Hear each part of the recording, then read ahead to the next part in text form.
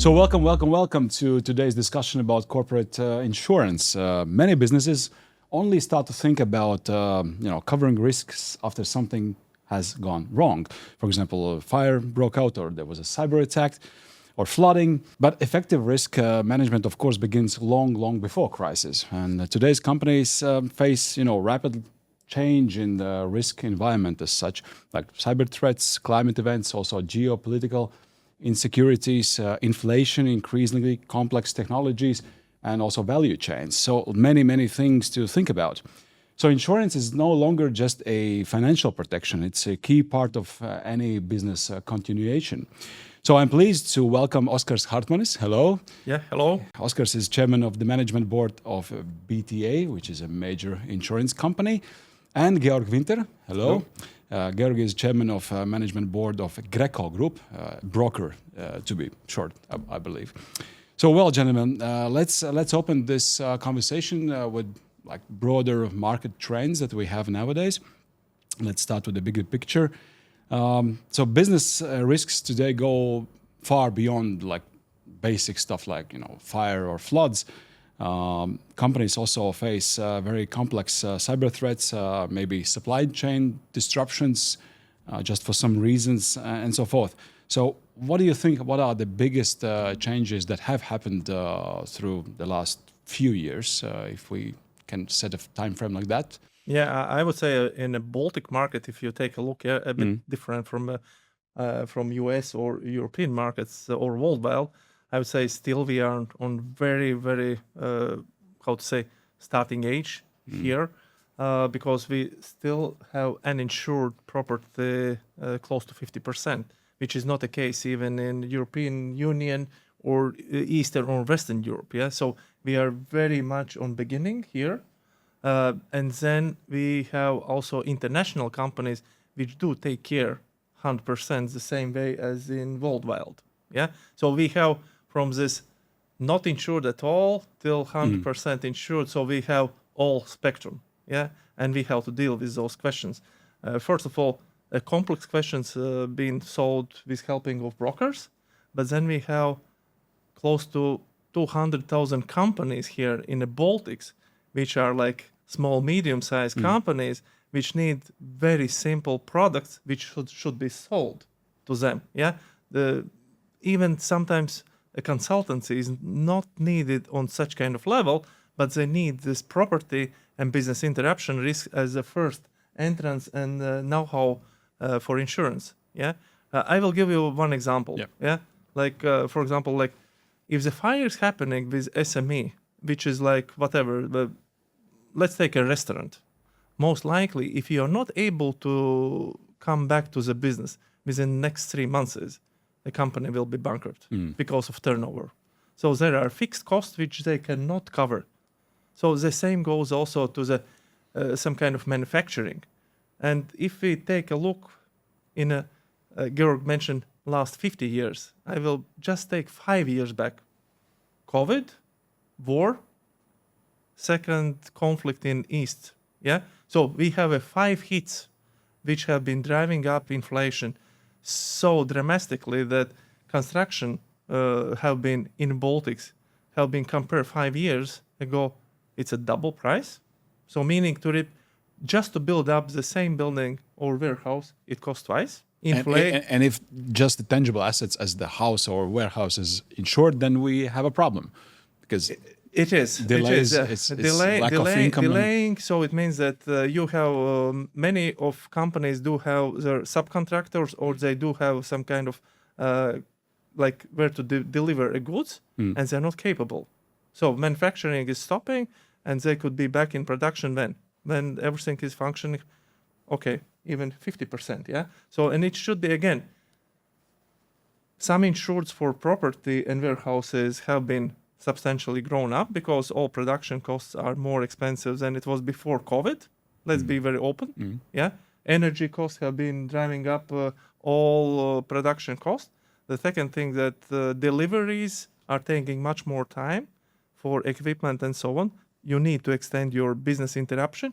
You have to review a policy for commercial customer every year, which was not the case 15 years ago.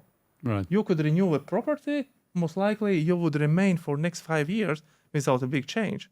Now it's changing. World is changing so rapidly, including geopolitical. Right. Georg, I wanted your take on the differences between Latvia, Baltics in general, and the rest of the regions you are working, because GrECo is working in more than 20 countries, so you would probably have some sort of, I don't know, opinion or view on this. How is the situation in Baltics? So in my opinion, as I said, we're operating in 21 countries. Most of them are located in Central Eastern and Southeastern Europe. So from the Baltics in the north down to Ukraine, Poland, down to even Greece and Cyprus nowadays, and Turkey.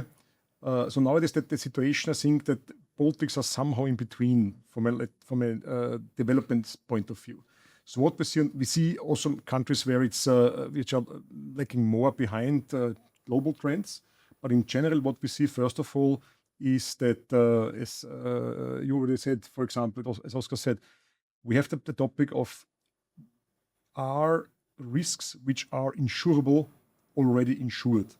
It means, for example, speaking about property damage and business interruption, compared, for example, to Western European countries where every country or every companies have by already property or risk insurance and proper business interruption.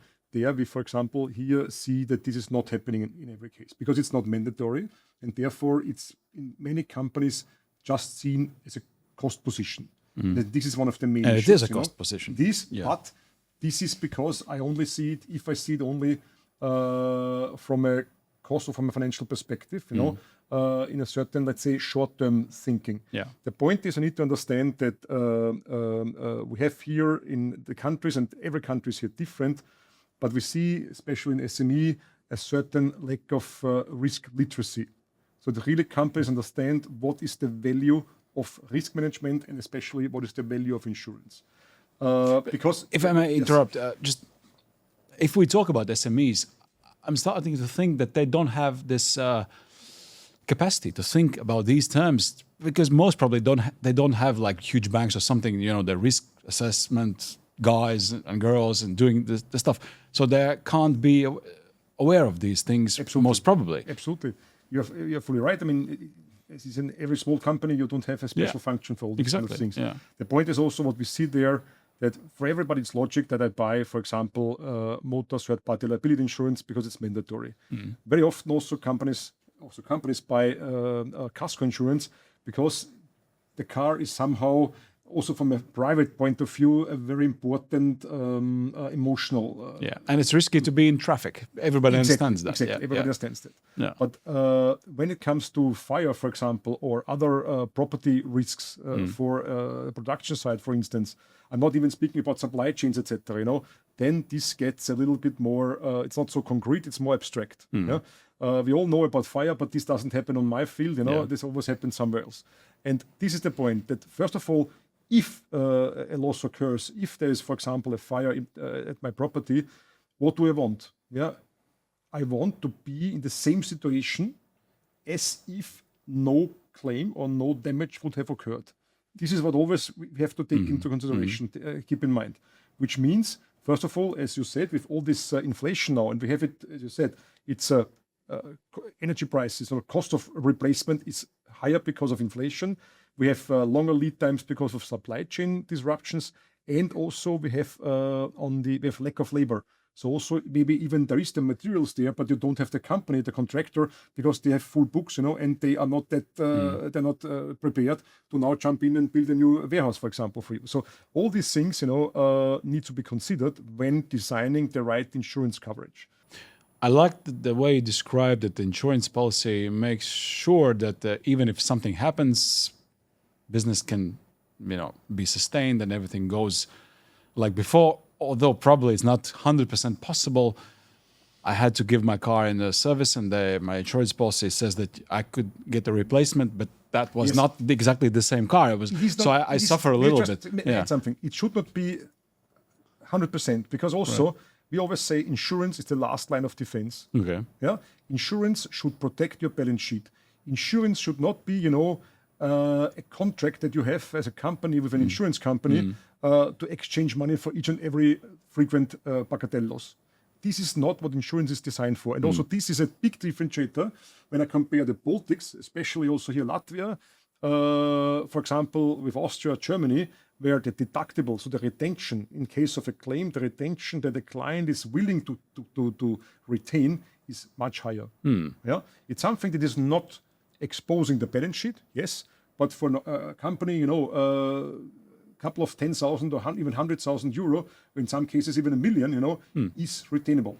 And they are okay with that. They are okay so with that. It's probably part of culture, or part of understanding mutual, or I don't know, involvement, but they are risk much sharing. more concentrated on the limit, the coverage limit, if really there, then for these catastrophic events, which are really then having an influence on the balance sheet, on the company's, let's say, financial strengths and future.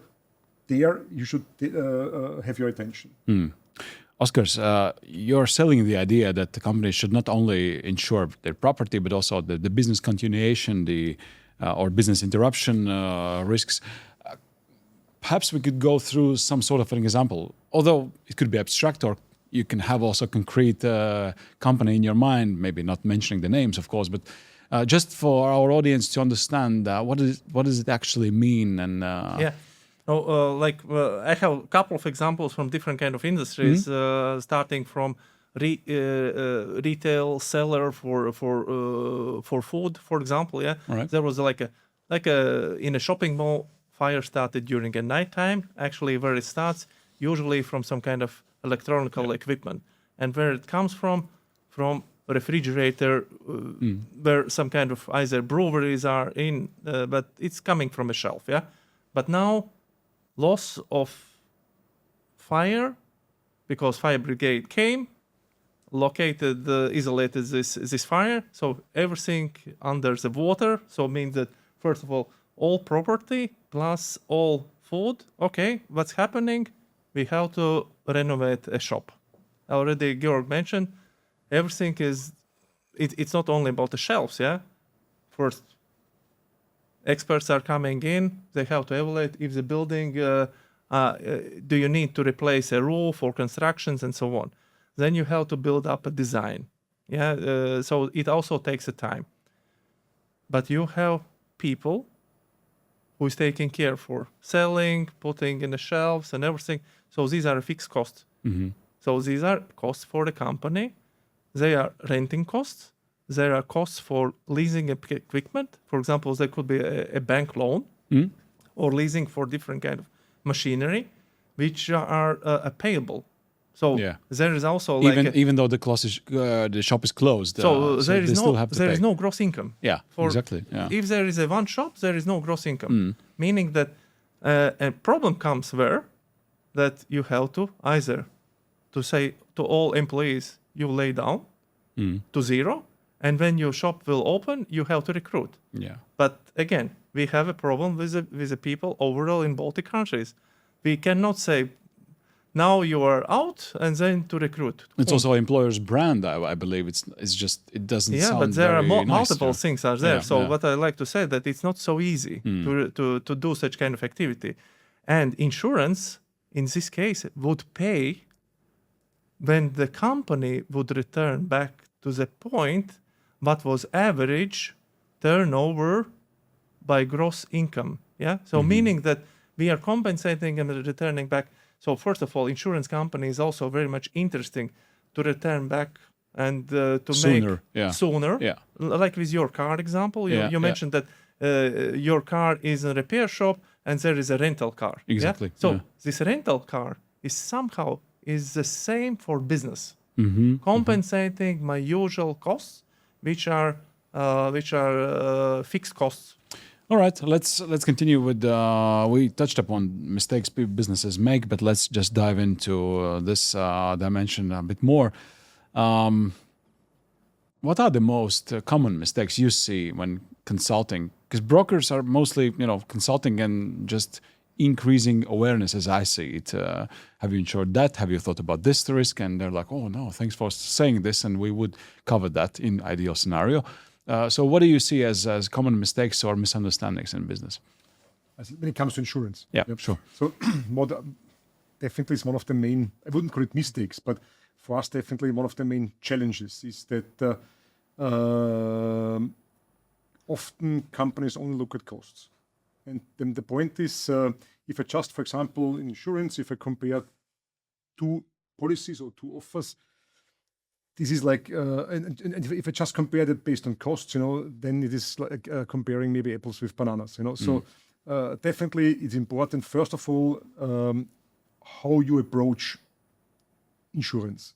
And this is our job as brokers, that first of all, we assess the risk, we analyze the risk, what really is a critical risk for a company.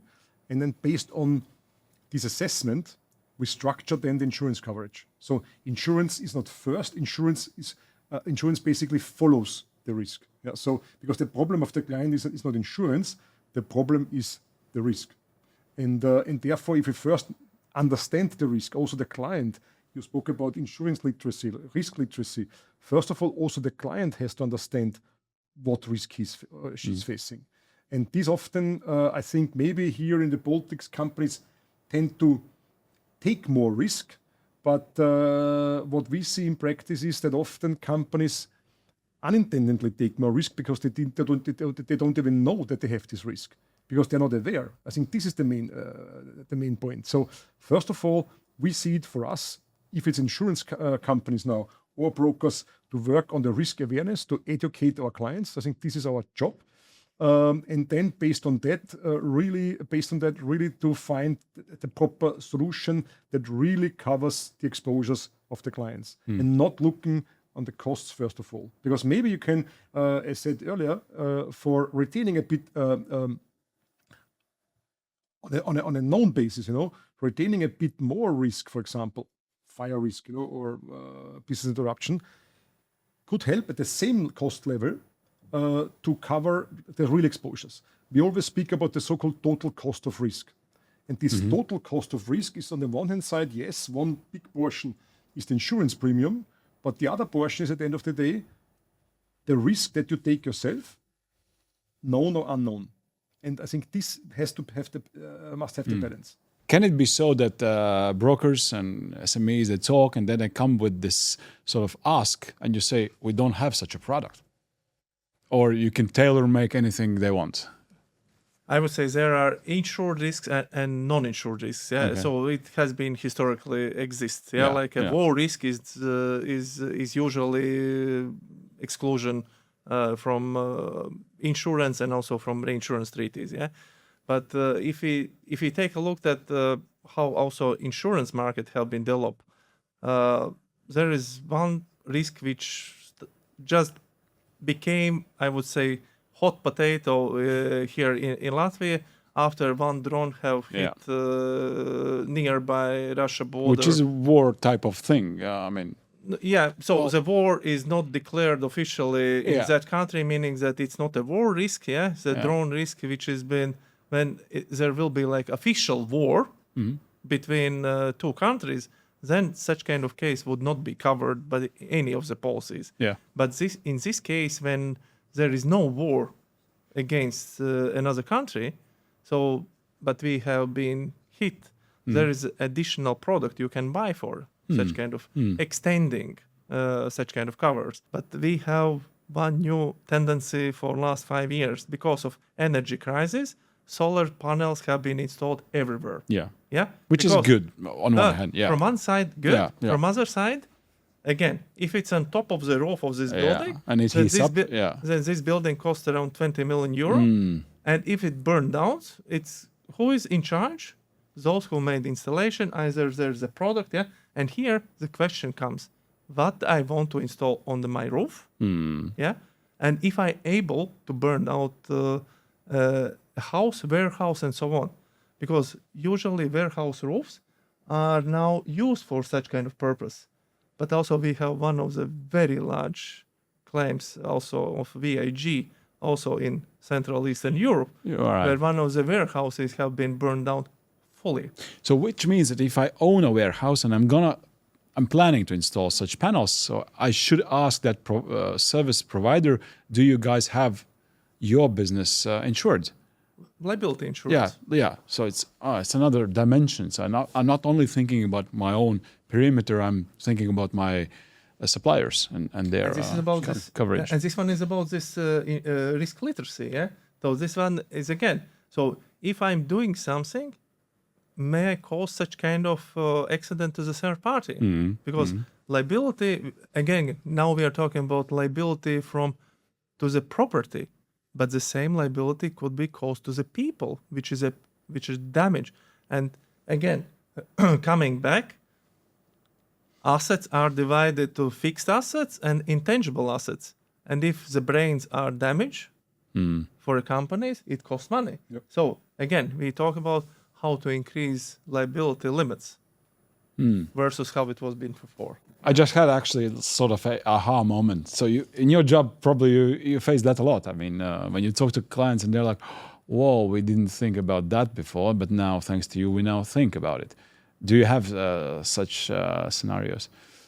Yeah, definitely. I mean, we all know this example, from the little children, when they first touch the hot oven, everybody, someone, touches it. And therefore, I think, yes, for us, the point is to really have also the resources from our clients to be willing and open to treat insurance, at the end of the day, it's their business, to treat their business with care, and therefore also to spend the time and to spend the resources to go into this discussion that we need to have. Not only, as I said, speak about costs, not see insurance as a procurement exercise. Yeah, this is for us too short. It's really insurance should be there to save a business when needed, and it's, I think, for both sides. It's also for us important, this aha moment. Because in the past, maybe we were also, as insurance industry, sometimes looking too much into the back mirror. We were describing and thinking, okay, you do your business as you did it the last 20 years or the last 10 years, and therefore we just need to look what will maybe happen, new construction and new expansion in the next 12 months for the next term of insurance policy. Nowadays, in these dynamic times, you mentioned a few, if it's now geopolitics or technology and so on, the environment is much more volatile, dynamic, uncertain for companies, and therefore we also need to understand as early as possible how companies are adopting, and adopting to those changes. Right. So I'm thinking now. So one of the mistakes could be so that when the policy finishes its term, then we just say, okay, let's renew. I mean, and then view how much it costs now and so forth. But we don't change all the subjects, all the risks covered.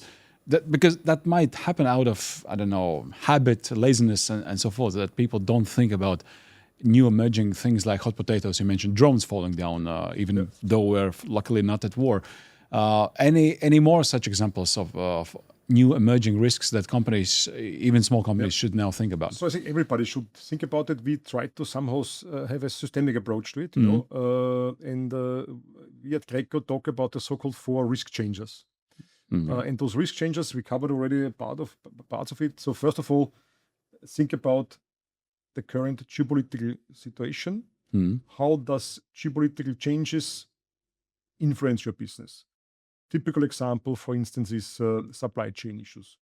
Energy is one thing, but supply chain. With many companies in Europe outsourced supply to Far East, to China, etc., etc. Okay, at that time you were depending on maybe a property damage at your supplier.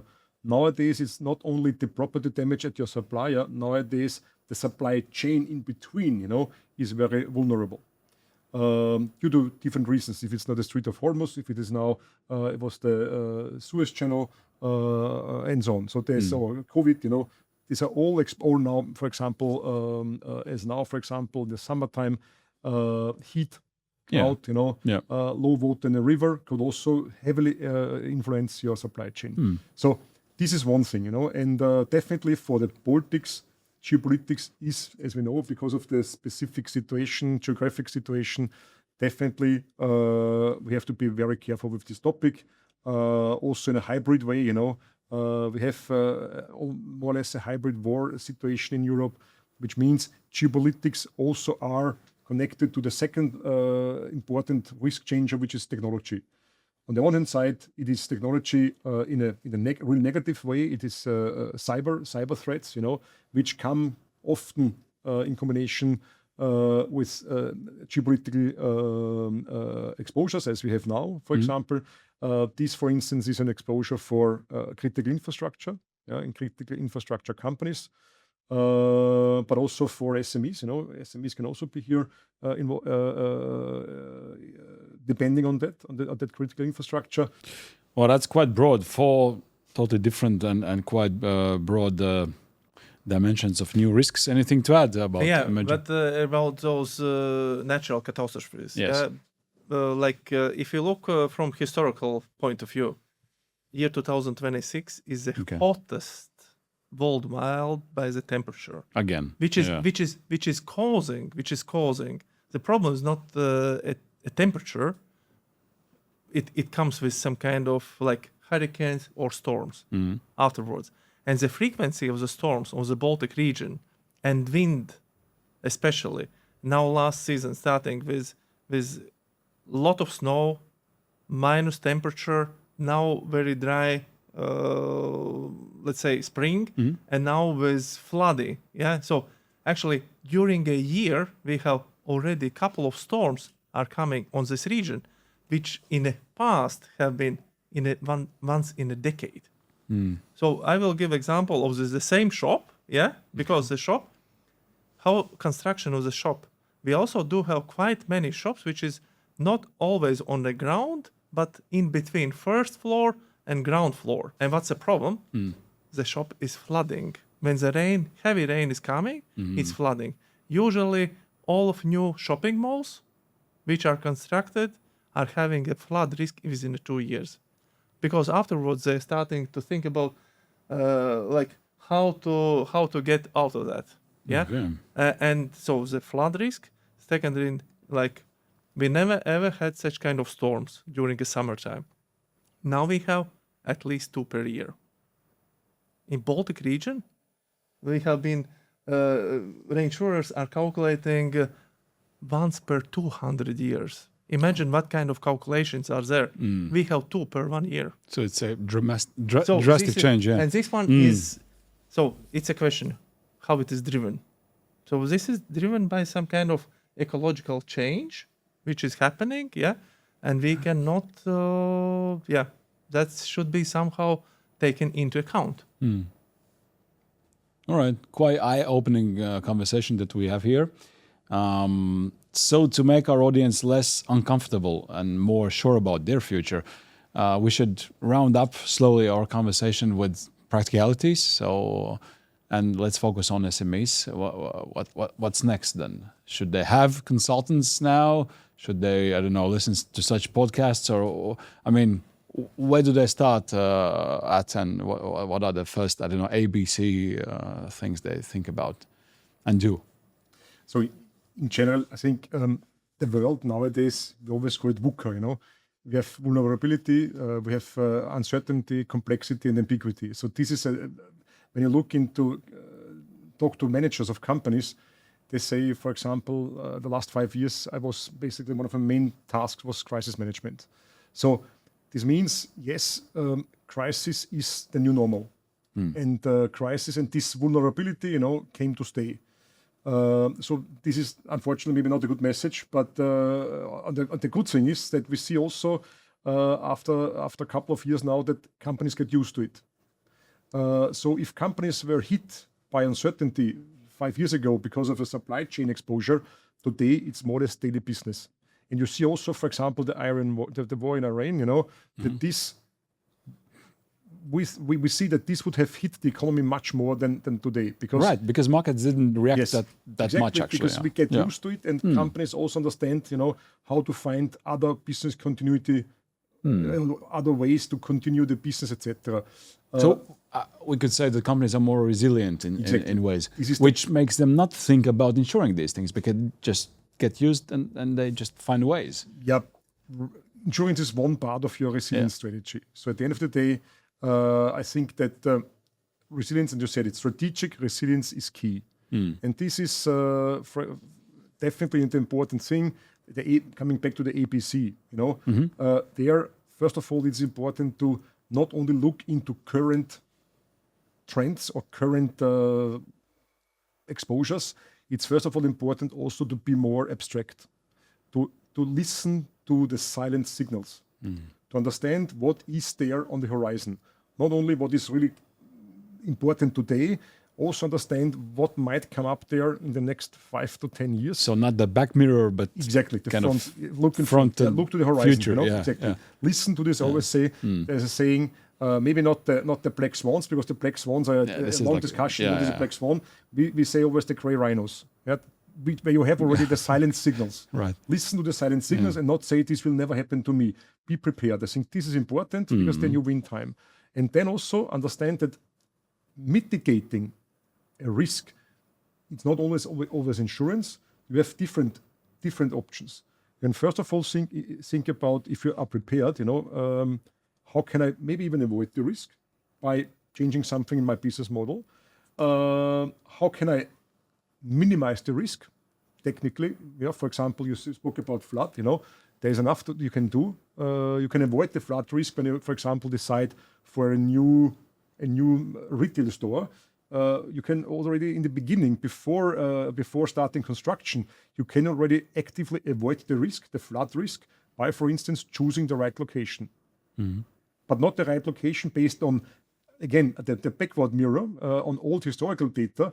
We have already today data which can already model the influence of climate change to natural risks, also climate risks. That means I can already somehow model how will be the flood exposure for this location or the windstorm exposure for that location in the next 30, 40, 50 years, depending on the temperature increase. So this is possible. So this is for a way how you can actively avoid the risk. Just to add on, we have been talking about here quite a lot about workforce. Yeah, it's about people, and in Latvia, the largest line of business is a health insurance. And here the health insurance is very critical, because when you come to the job interview, you always ask, do you have health insurance and what kind of health insurance it covers? Yeah, because we need people who works.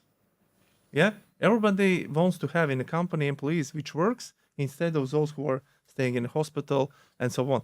And for that, we need a proper also health insurance, or also like personal accident. Yeah, but I would say accident insurance is something which everybody thinks never happens. But if you look by the statistics, usually summertime is most heated season when everything is happening, or when the winter is coming. But regarding health, this is already like a new norm. Yeah? Here, especially in Latvia, it's designed that versus other countries where it's not so popular, here it's line of business number one. Yeah.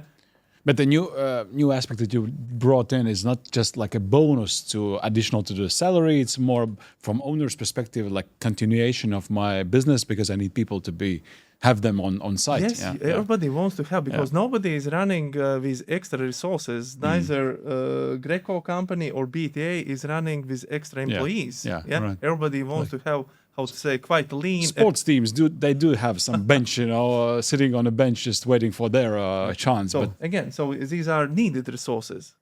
Right. Yeah. Right. And for this health insurance is very. This is important, because I think that this is one of these also future topics. It's already now here, but also be prepared as a company. And I think health insurance is one differentiator. Proper health insurance, proper benefits for your employees is a big differentiator in times like now. We have a demographic change, which means, for example, in many industries, when you look 5-6 employees in the age of 55 plus, they are standing opposite of one person 25 and under, And this is the challenge also. Maybe AI will help to a certain extent, yes, but from an employer point of view, who will do the work in 5 to 10 years? And therefore, you have to be attractive. You really have to be attractive to retain, but also to win, and attract people and talent on the market. And therefore, definitely also insurance. For instance, health insurance is definitely an important topic. How regularly should companies conduct their risk assessment?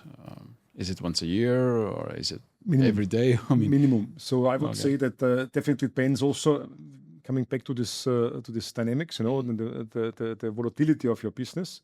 If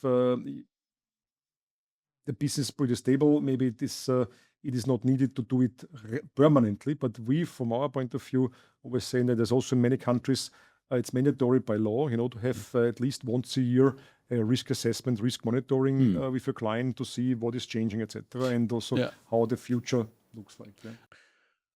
All right, gentlemen, I think we can round up, and I thank you very much for your insights today. I think our audience, our listeners can now think of insurance not only as some piece of paper or electronic document, but more as a tool for to protect their investments and to become more resilient. Thank you so much. Thank you. Thank you.